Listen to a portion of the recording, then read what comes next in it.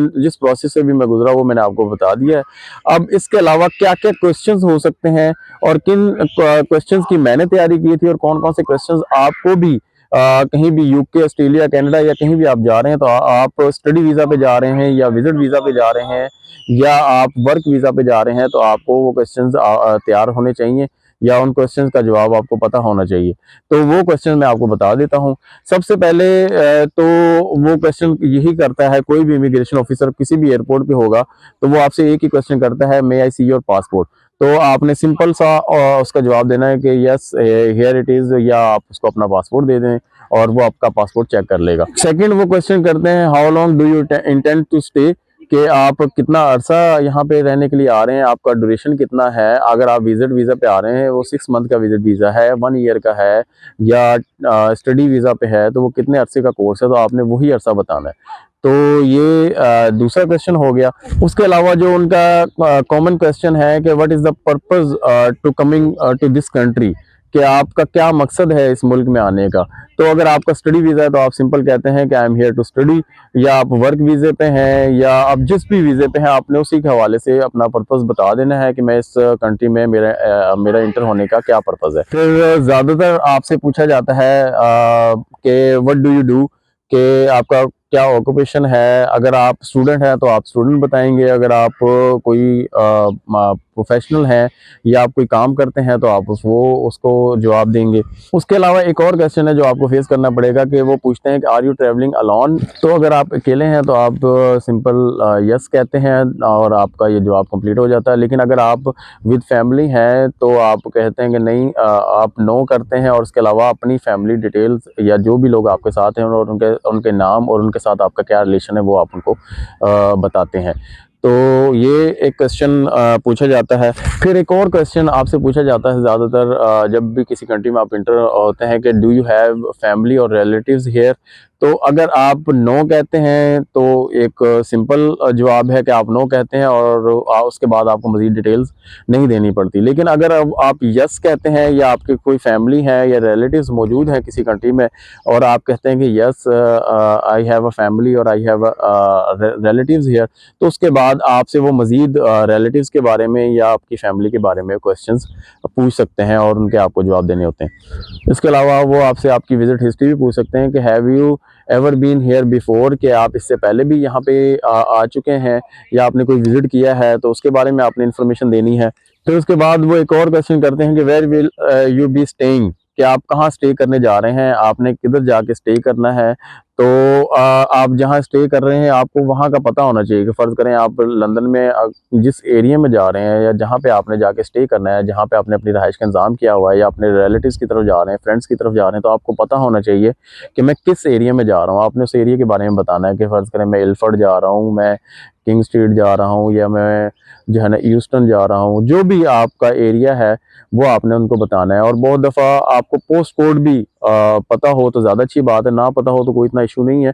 लेकिन अगर यहाँ पे ज़्यादातर पोस्ट कोड पूछा जाता है किसी भी एरिया में के बारे में, किसी भी एड्रेस के लिए पोस्ट कोड होता है, तो आप वो पोस्ट कोड अपने फ्रेंड से या फैमिली मेम्बर से पूछ लें। और उसके बाद अगर वो पोस्ट कोड पूछा जाए तो आपको उस पोस्ट कोड का भी पता होना चाहिए, तो आप वो पोस्ट कोड भी इमिग्रेशन ऑफिसर को बता सकते हैं। अब ये तमाम क्वेश्चंस हैं जो जनरली आपको इमिग्रेशन ऑफिसर किसी भी एयरपोर्ट पे रोक के पूछ सकता है, और ये तमाम क्वेश्चन के जवाबात आपको तैयार करने होते हैं। अब इन क्वेश्चंस का आंसर देने के लिए कुछ टिप्स हैं।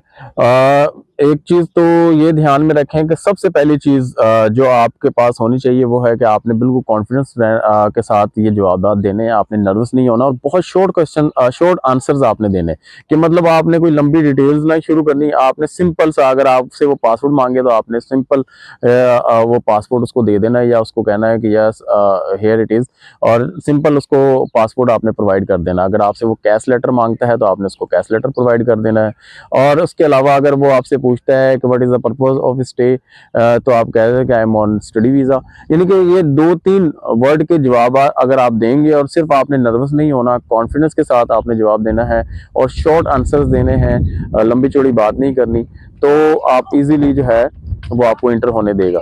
लेकिन अगर आप नर्वस होंगे या आप कोई परेशानी का इजहार करेंगे तो वो फिर मज़ीद आपसे क्वेश्चन कर सकता है, और जिसकी वजह से आपको बाद में परेशानी का सामना भी करना पड़ सकता है। तो यही एक टिप है कि बिल्कुल काम एंड कॉन्फिडेंट रहें और उसके अलावा शॉर्ट आंसर्स दें, ज़्यादा लंबी चौड़ी बात ना करें और ये तमाम क्वेश्चन थोड़ा सा एक दफ़ा अपने माइंड में दोहरा लें कि ये सवाल आपसे पूछे जा सकते हैं और इन सवालों का आपने जवाब देना है। अब रही बात जो हम अक्सर वीडियोस में सुनते हैं कि जी बैंक स्टेटमेंट के बारे में पूछा जा सकता है या आपसे जो है आइल्स टेस्ट के बारे में पूछा जा सकता है, तो मुझसे तो इस तरह के कोई क्वेश्चन नहीं हुए या उसके अलावा मेरे जितने भी दोस्त आए हैं किसी से भी बैंक स्टेटमेंट उन्होंने नहीं मांगी।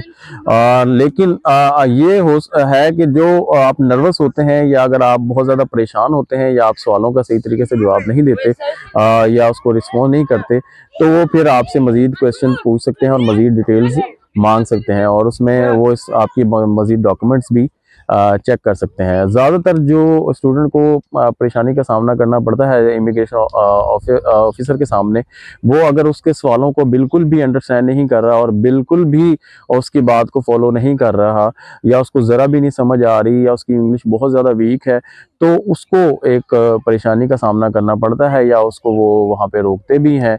और अगर उसको बिल्कुल भी इंग्लिश नहीं आती हो तो वो फिर चेक भी करते हैं कि आप कौन सा इंग्लिश टेस्ट दे के आए हैं या आपके वहाँ उसमें क्या बैंड है। तो इस तरह की चीज़ें होती हैं, लेकिन अगर आप कॉन्फिडेंट के साथ बिल्कुल कॉन्फिडेंस के साथ रहेंगे और आप बिल्कुल नर्वस नहीं होंगे, परेशान नहीं होंगे और इजीली उसको एतमाद के साथ फेस करेंगे, तो आपको किसी भी किस्म के इस तरह की किसी भी क्वेश्चन का सामना करना नहीं पड़ेगा। और 2-3 सवाल करने के बाद ही वो आपको पासपोर्ट और आपके कैश वापस कर देते हैं और आपको कह देते हैं कि आप इंटर हो सकते हैं। तो ये थी मेरी आज की वीडियो। तो उम्मीद करता हूँ कि आपको काफ़ी इन्फॉर्मेशन मिली होगी और आपको काफ़ी सारी चीज़ों का पता चला होगा इमिग्रेशन क्वेश्चंस के हवाले से। तो अगर आपको मेरी वीडियो पसंद आई है तो इस वीडियो को लाजमी लाइक कर दें और मेरे चैनल को सब्सक्राइब करें, वीडियो को शेयर करें और मज़ीद मुझे सपोर्ट करें। और इसके अलावा अगर आपका कोई भी सवाल है इमिग्रेशन क्वेश्चंस के हवाले से या स्टडी वीज़ा के हवाले से आपका कोई भी क्वेश्चन है तो आप मुझे कमेंट्स में पूछ सकते हैं। उसके अलावा मैं अपने व्हाट्सएप ग्रुप का लिंक शेयर कर रहा हूँ, आप उस लिंक के ज़रिए मेरे व्हाट्सएप ग्रुप में ऐड हो सकते हैं और कोई भी सवाल और कोई भी गाइडेंस के हवाले से मुझसे रब्ता कर सकते हैं। अब तक के लिए इतना ही, मिलते हैं अपनी नेक्स्ट वीडियो में।